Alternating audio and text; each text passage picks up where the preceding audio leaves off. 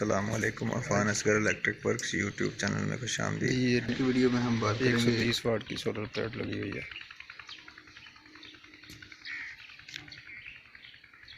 तो सारा दिन इस पे फ्री पंखा चलता है।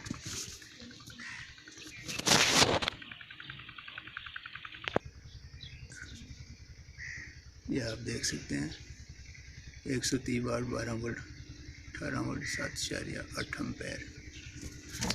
तो इस पे लोड जो है ना, सिर्फ एक पेडेस्टल फैन है जो कि सारा दिन इस पे जब तक धूप रहती है तो चलता रहता है।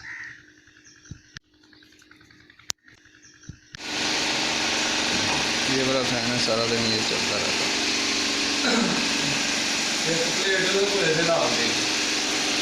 अच्छा अच्छा।